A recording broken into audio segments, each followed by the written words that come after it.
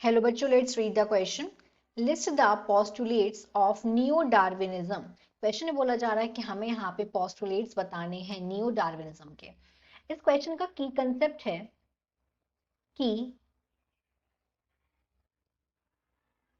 Concept of this question is new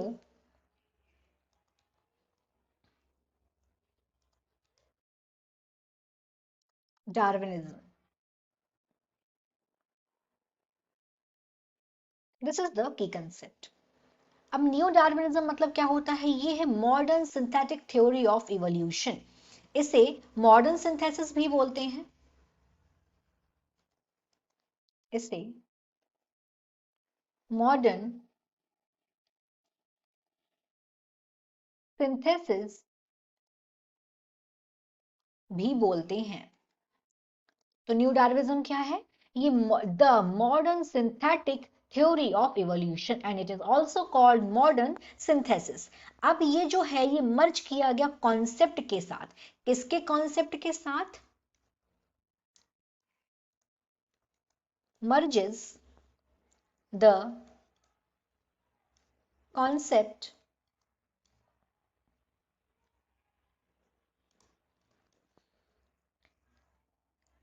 of Darwinism evolution of Darwinism evolution.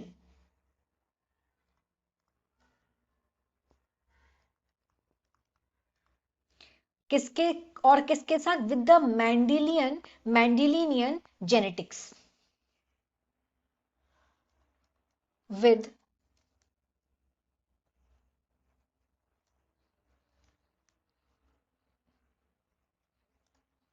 Mendelian genetics.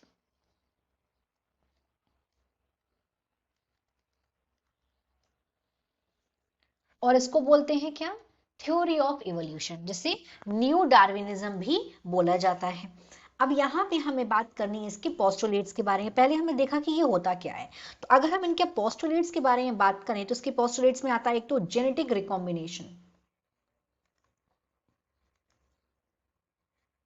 Genetic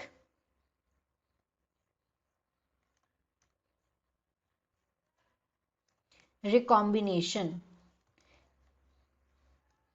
अगर हम genetic recombination की बात करें तो ये एक ऐसी प्रोसेस है रिकॉम्बिनेशन की जहां पे न्यू कॉम्बिनेशन एलिल्स के न्यू कॉम्बिनेशंस बनते हैं.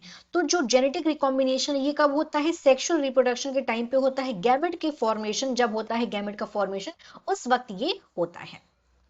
दूसरा है म्यूटेशन.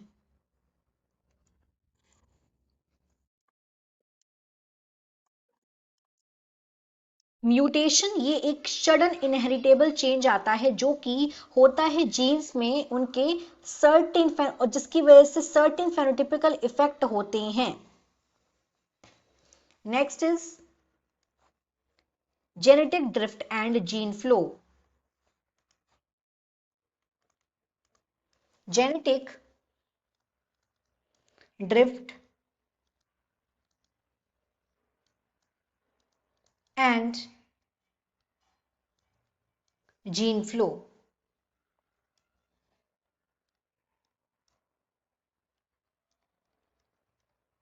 इसमें क्या होता है? कोई भी चेंज जीन में या एलील की फ्रीक्वेंसी में एक पॉपुलेशन में सडन चेंज आता है, रैंडम चेंजेस आते हैं, जिसको क्या बोलते हैं? जेनेटिक ड्रिफ्ट बोलते हैं.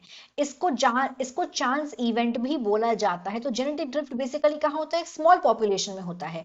और वहीं हम बात करें जीन फ्लो, तो जीन फ्लो इमिग्रेशन या इमाइग्रेशन की वजह से होता है जब एक पॉपुलेशन एक जगह से दूसरी जगह जाती है. Next is natural selection.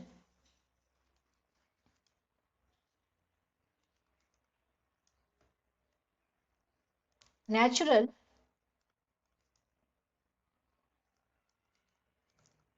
Selection तो नेचुरल सिलेक्शन में क्या हो रहा है, यहाँ पे जो एक ऑर्गेनिज्म है वो खुद को बेटर तरीके से एडेप्टेड करता है अपने एनवायरनमेंट में, जो कि वो सेलेक्ट करता है नेचुरल नेचर से। मतलब क्या है यहाँ पे, नेचुरल सिलेक्शन में एक जो ऑर्गेनिज्म है वो अपनी फ्रीक्वेंसी में चेंजेस लाता है अपनी जीन्स की, और ऐसे जीन्स को आगे और जनरेशन बाय जनरेशन ट्रांसफर करता है, जो जीन उसके एक नए एटमोस्फेयर को उसको एडेप्टेशन के लिए बेटर रिजल्ट दे, बेटर तरीके से खुद को वो एडेप्ट कर सके। Last one is isolation. तो आइसोलेशन में क्या हो रहा है, ये एक सिग्निफिकेंट फैक्टर है जो कि रिस्पॉन्सिबल है सिंथेटिक थ्योरी ऑफ इवोल्यूशन के लिए। आइसोलेशन हेल्प करता है प्रिवेंट करने के लिए इंटरब्रीडिंग। जो रिलेटेड ऑर्गेनिजम्स होते हैं उनको इंटरब्रीड करने के लिए ये क्या करता है, उनको प्रिवेंट करता है, which is a reproductive form of isolation. तो हमने यहाँ पे कुछ पोस्टुलेट्स देखे न्यू डार्विनिज्म के। Hope you understood it well. All the best.